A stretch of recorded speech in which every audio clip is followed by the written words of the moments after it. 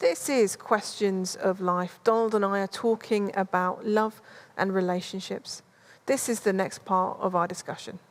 I think we try really hard as a church, and I think for me, so my family live down south. They don't live here in Birmingham with me, and I've been incredibly blessed by families in our church that have just welcomed me as one of their own, you know, and you feel you're part of the family, and there's something really special and precious about that. It's a really lovely place to be in. And I think as well, we try really hard to recognise everybody. So if I think of things like Mother's Day, we recognise Mother's Day for some people is a day of joy, that they have children, they want to celebrate that. For others, they may be bereaved and have lost their mother, so it's a difficult day. For others, they may not have children. For some, they may be trying and they've not quite done that. And so we try and take into account all of those different stages of life, and we don't make it into a huge song and dance so that those that are struggling, it's in their face, but we maybe will pray about it and just gently recognise it's part of our community, but it's not the be-all and the end-all, that there are lots of people in lots of different places. And I think that's one of the beauties and the strengths of our community, that somehow we are trying to hold this tension of lots of very, very different people. And sometimes we'll get it wrong and sometimes we'll get it right. But our desire is that we were created to be in this diverse community. And that's good and that's healthy. So if we narrow it down then, let's go back to relationships. The Bible talks about being faithful, talks about being in monogamous relationships. We live in a society where self-control isn't something that we talk a great deal about, that we're actually encouraged just to go and express ourselves. Why is the Bible so set on, okay, you've got to be faithful, you've got to have one person? You know, you're going to get bored. What if that doesn't work out? Why is the Bible so keen on this whole idea of faithfulness? Because of this sense of us needing to feel secure. And I think that fundamentally the Bible, God's word is for us, that he wants what's best for us. And nobody wants to be in relationships where you think at any point somebody is going to choose to swap me for a younger model, for a different colour person, for somebody that is better in one way or another than me. That kind of insecurity and dread and fear is deeply damaging to individuals. That loyalty is such a precious commodity, to know that I can make a mistake with this person and they're still going to love me. Yeah. I can make a mistake and they're still going to care for me. They're not going to reject me. They're not going to cease to be my friend or my partner. That's what we all need. And actually, when you have that foundation of loyalty, it gives you the freedom to grow and express as a human being. Our problem is that we have made sex a god. So we're defining happiness around sexuality. And that's deep, that's really confusing and frankly not true. And there is lots of evidence to say that we as a culture have allowed ourselves to be manipulated by people who make money out of magazines, clothes, pornography, films, music, all of whom it's in their interests for us to believe this sort of, I'm going to call it fairy tale, but it's not a fairy tale, this myth that sexual experience equals happiness equals love. God has created us with certain human desires. There is the desire for self-preservation, and that's important. There is the desire to eat, and that's important. And there is the desire to have children, to procreate. Those are really important, and they're beautiful and foundational principles. But the desire for self-preservation, if it's not controlled and managed, becomes selfishness, where we trample over anybody else. And by trampling over everybody else, we actually damage ourselves because we don't have loving relationships. The desire to eat is good. But if we eat everything in sight, we become unhealthy, we risk ourselves health, and we die younger. So with those two appetites, we understand that self-control makes them more precious. Sexual desire is the same. That the desire to have sex with someone we love is a good thing for a season in a person's life. But uncontrolled and separated from love, it dehumanizes a person. And one of the things that's most painful for human beings is to have felt used, is to have felt that somebody has taken from them an experience simply for their own benefit and cares nothing for what's really going on inside a person. And although we think we want to be loved for our appearance or even our sexiness, actually human beings don't want to be loved for our appearance. We actually want someone who loves us when we're not wearing makeup, who loves us when we're not feeling sexy, who loves us enough to say we don't need to have sex, or loves us enough to say, I'm going to wait until I'm committed enough to you for life. And actually all of that brings a value and a dignity to the person that helps a sense of security and trust. So if I define myself as a sexual being and I need sex, then I can trample over other people to get it. But I'm not defined by that. I'm defined as a person that loves. And to love someone means that you respect and care for them for who they are, not for what they do for you. And that changes the whole perspective and dynamic. And that's why faithfulness is utterly crucial. And nobody likes someone to be unfaithful to them. Sometimes we get so damaged by unfaithfulness that something's died within inside that we say, oh, it doesn't matter anymore, because it hurts too much to say it does. But the bottom line is human beings need security. We need someone to say, I'm going to love you. In the words of, when you're 64, in the words of the Beatles, I'm going to love you. And that we say that to our parents, we say that to our children, we say that to our best friends, we say that to our partners, we say that to all the people that we're in relationship with. I'm here for the duration. Even if you mess up, I'm going to love you. Even if you become old and wrinkly, I'm going to love you. That's what human beings need. We need that faithfulness. So in a relationship then, can you just say, I'm committed, I'm in this for the long haul, I love you for you, and not get married? What's the importance of putting a ring on it? I think words are very easy.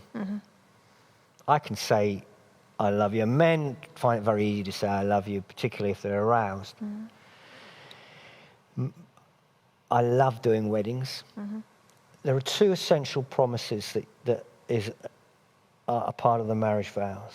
The first promise is, I will love you in sickness and health, rich or poor, till death us do part. So the first promise is, I am committed to you, irrespective of what you do for me and how you look, and I'm just committed to you. That's a definition of love. So when people say, I want to just check you out a bit for a few years before we get married, I would say bottom line is, you haven't yet found love.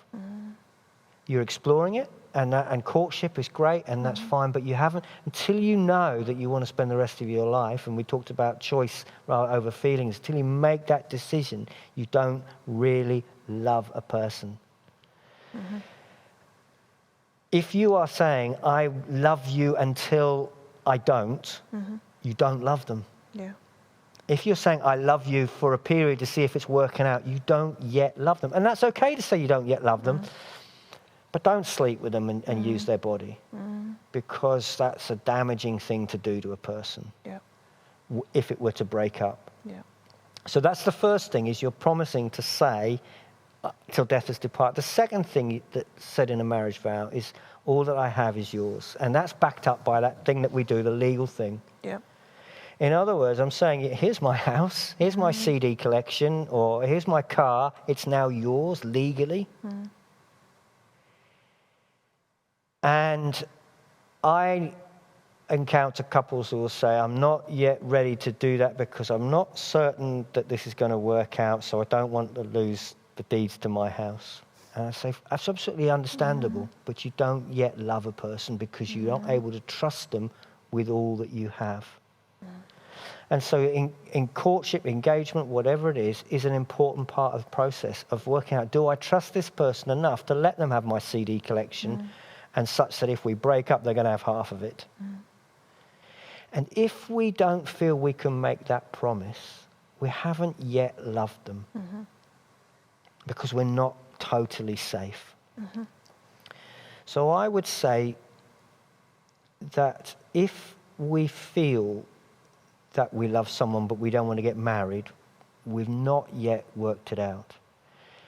This is me being harsh and blunt. This is the old youth worker bit in me coming out. But frankly, I get other people say, well, I do love them, we haven't yet saved for the £10,000 marriage service and the reception and all that stuff. What about 20 grand today? 20 grand. Yeah.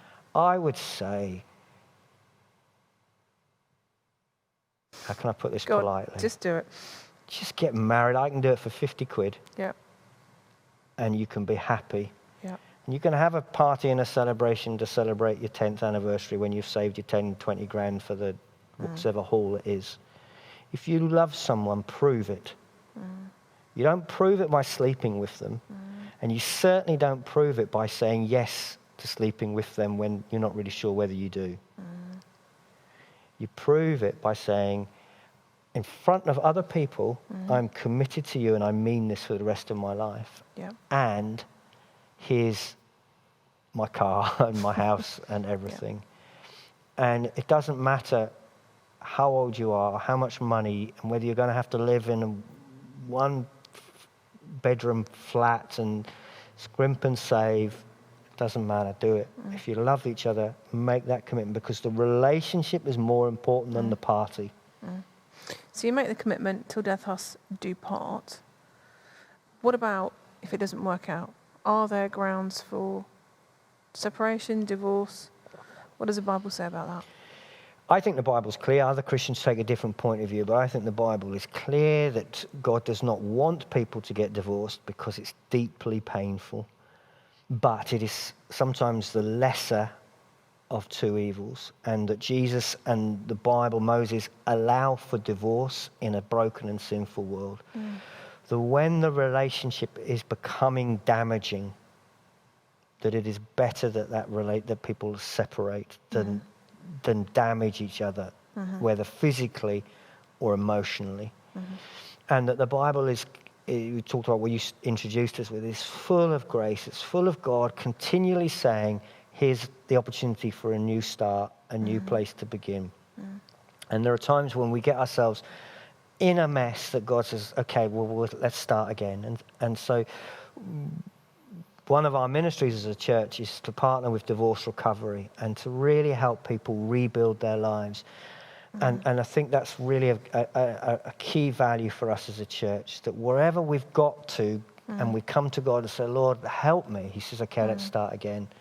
So we don't ever want people to get divorced, but we do support people who've been divorced.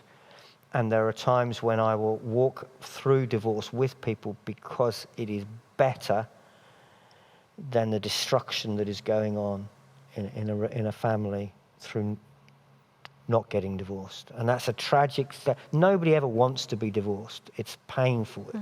It's the dashing of hope. It's the dashing of all kinds of things. But I don't believe God says rejects a person or gives up on a person at that place. That's just another place of rebuilding. And all of us have places where we get to the end of stuff, and we say, Lord, I'm broken, will you rebuild me? And so if a person has been through divorce, can they, if they want to, marry somebody else? So our understanding is that divorce is the end of a relationship, and it creates us being back to being single. So as a church, we do remarry people, and we consider that as a fresh start and whatever. The only thing I would say is that we don't support or encourage people to get divorced in order to marry. In other words, to legitimize adultery, legitimize an affair. So if a person is breaking their marriage vows and committing adultery, we think that needs to be worked through rather than instantly into another marriage. There needs to be a sense of understanding what's gone wrong, of repentance, of restoration. So we do remarry people, but we don't remarry people quickly where that relationship was the cause of the marriage breakdown. We would say, hang on, we're going to step back from this. Brilliant. So we're going to move towards summing up. So we're talking about love and our need to be loved by God, to experience that love and know who we are in Him, but also that we're created to be in community, that we need to love and to be loved by other people, whether that's friends, family, married relationship, children, whatever it might be. What are your top tips for developing and cultivating that love in those relationships? My top tips are: consider love as a choice. Don't think of one person. Think of a number of people who you choose to love. Some will be people you're related to. Mm-hmm. Some will be just friends. Mm-hmm. But choose a number of people and be committed. You can't be committed to 100 people, but 7, 8, 9, whatever it is. And you do that in feeling and out of feeling. You want the best for them. You stand by them. You listen. If there are times when you speak the truth to them that they may not always find easy to hear, but because you're going to stay in relationship.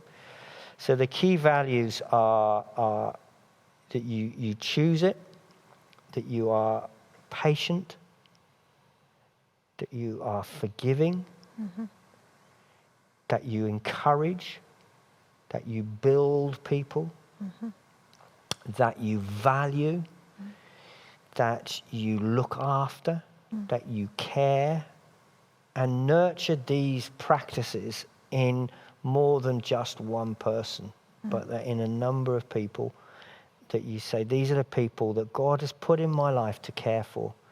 And to be able to say, I know who God has particularly asked me to care for. So what if you don't know? What if you're listening to this and thinking, I'm feeling quite isolated, I'm not really feeling as though I'm being loved or loving other people, or maybe, yeah, I love my husband, my wife, my family, but that's it. How do you identify these people? I think there are different stages in our life. So I think if we're younger, I think we begin to look at who is in our life. So that might be, what family do we have? Mm. And that may be very difficult and painful relationships. So to love our family might be not an easy thing. It doesn't necessarily mean we agree with them or endorse them, but how you honor a parent that is difficult is a big question. But I think as we get older in life, and maybe we experience bereavement, so we've no longer got the same relationships that we used to have, I think asking God to just show us who's around in our lives. And maybe there's a time in our life when it is 7 or 8 or 9, and there's a time in our life when it's just a couple of people. But I think it's offering ourselves to God and saying, I believe you created me to love. And I believe that needs expression. I think that joining church, joining other places to meet people and be committed to people. Sometimes it's good to have activities of like mind. So we may have been bereaved. It may be good to join a group of other bereaved people and really commit into other people who've gone through that life experience, or other young mums, or other people who've been divorced, or to join a house group and really commit into the people of all kinds of backgrounds, or maybe to commit to serve in an area of church life and say, I'm going to commit to our young people's work and support and nurture young people, or I'm going to commit to our work with seniors, our older folks, and I'm going to commit to these people. So I think if there aren't naturally people who we can see in our lives, there are ways of volunteering, of placing ourselves in a position where we begin to say, I'm going to identify people who I can care for. What do we do if we have been hurt and damaged in this area? How do we begin to move on and trust again? Give ourselves time. Don't blame ourselves. I think trust takes time, and you can't. It's very connected to forgiveness, and we did a whole session on forgiveness. And the deeper the wound, the longer the natural process of healing is. And to accept that things may never be quite the same. There will always perhaps be a wariness, but to ask God to gently repair the cut so that it becomes a scar rather than something that's continually bleeding. And so we come to God and we say, look, this is where I've been hurt, this is where I've been damaged, this is the loss I've experienced, this is the breakdown I've experienced. To be honest about that, so give ourselves permission for that to be a process, to see if there are others who've had similar experiences we can walk alongside a little bit. I think that we balance learning good things with recognizing that we've also been damaged. So everything bad that happens to me in some ways has damaged me, and I acknowledge that and say I've been damaged, but it's also something that God can redeem and in some way use for good, so that all of us are slightly damaged by life and slightly the richer because of the way life has damaged us. And so it's beginning to cooperate with the restoration of God. So I don't think God ever purposes damage, but I do believe he promises to bring good out of it. Not that it's worth it, but that he brings some good. So it's beginning to partner with God and say, God, how can this bad thing be used now? My final question. If you are someone that feels actually this is an area that I've made mistakes in, maybe I've not lived as God would want me to have lived, I've done things, whatever that might be, what would you say to those people?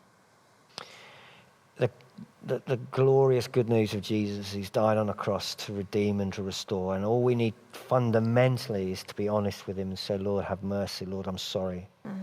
So the first thing is to come to God and to acknowledge our sin and our mistakes, and I think a very helpful thing is to take communion and just to allow God's forgiveness and allow him to take away our shame.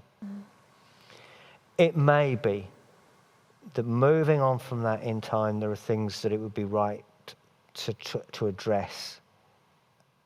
Maybe letters to write, people to apologize to, relationships to try and put back onto a more healthy footing that maybe can't be the same as they were, probably can't be the same as they were, but to allow God to again redeem stuff. Yeah. So that, I think, firstly coming to God, out of that there may be some steps that we can take over time. Brilliant. Is there anything else you want to add into the mix as we draw this to a close? Just to encourage everyone to value loving other people and not to see life as who's loving me, but to see life as who can I love. Yeah. Yeah. Brilliant. Brilliant, brilliant, brilliant. Thank you ever so much for joining with us again in this session. We hope you found it helpful. If there's anything that you'd like to come back to us and talk to us about, then do email us, qol@sebc.org.uk. We'd love to carry on the conversation. If there's something that we can help with, then we are here. But thank you for watching. Just a reminder that this Sunday we have 3 live streams, 8:30, 10:30, 6:30. If you want to join with us, just go along to our YouTube channel and we will see you there. But for now, we'll say cheerio, good night, thank you. Bye-bye.